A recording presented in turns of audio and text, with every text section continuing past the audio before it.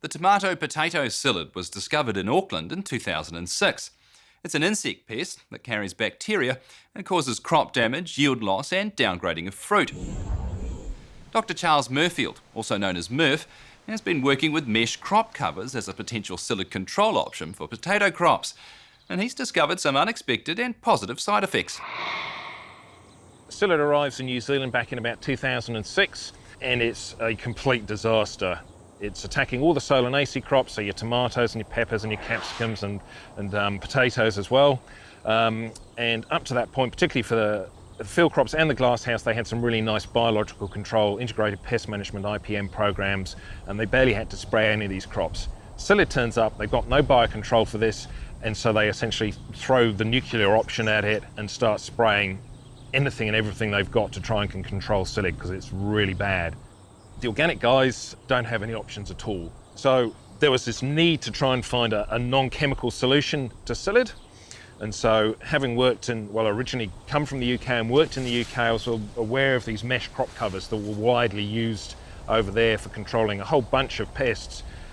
The mesh was essentially the only thing left that was an option, and they were a bit begrudging because it's kind of, they're used to spraying and the mesh is a different way of doing stuff. But when the guys actually started using it, they were really impressed with the results. The first thing is it's essentially 100% effective. The mesh hole is small enough, the fly can't get in, so if you seal the crop up properly, do a good job of putting it on the ground, you will have no pest, full stop, and it's 100% reliable.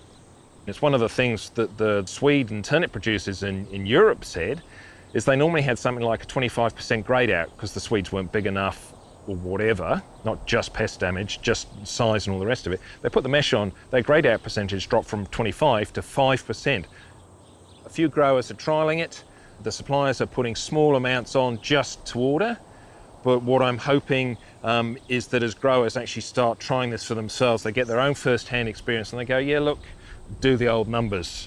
And it's essentially at the end of the day, if they say, look, I can make more money growing my potatoes under mesh than by spraying it, the deal's kind of done at that point. In terms of integration with the other farm management practices, you can spray chemicals through this mesh. It's completely pervious to water, rain, irrigation just goes through it like it's not there. The main thing is once it's down, access to the crop is limited. So you've really kind of got to set your system up, understand that in advance and make sure you've got everything prepared once you put the mesh on, and then life's simple. You simply just walk away essentially and wait till you come back to harvest. The main concern I had was not so much that the mesh wouldn't work to control the psyllid, but we'd have a big problem with potato blight. So an unknown question, we thought, right, the only way to answer this is to go and do a field trial.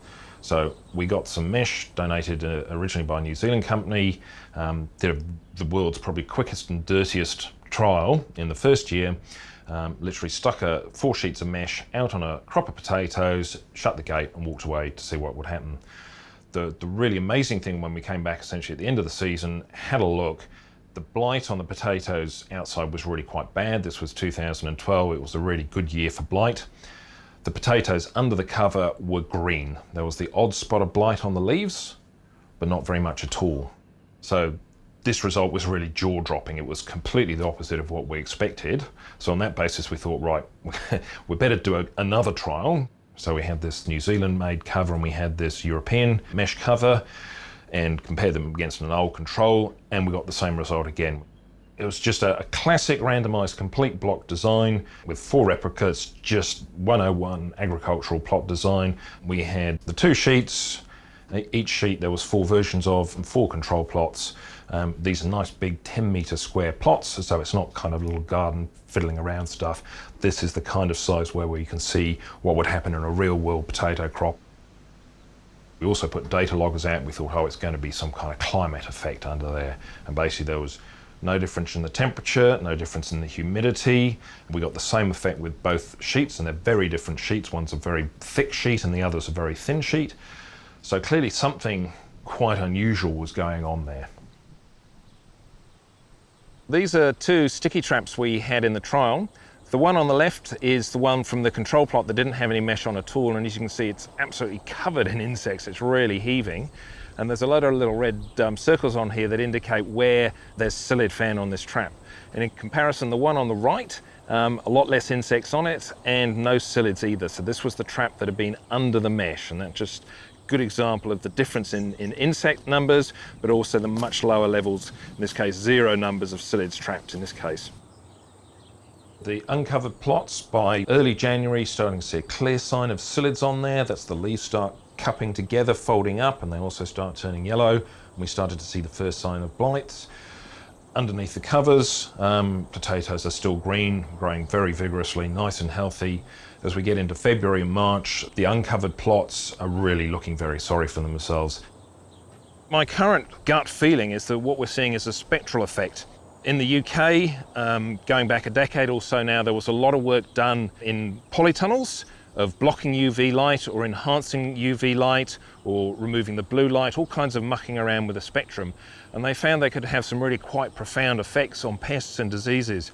For example, some fungi won't sporulate, Alternaria for example, unless they're getting a good amount of UV light. No UV light, no sporulation, no disease. So we got some work to do. There's a Dr. Jason Wargent up at Massey University who did a lot of that research in the UK, and he's now out here. So we are in the process of teaming up with him and actually going away and seeing if the cause of this blight reduction is a spectral effect. And the good news, if it is we can actually manipulate the manufacturing process to change the spectrum to give us the best possible blight control. It's still got holes in it, so it's not like a plastic sheet where you can have a UV blackout.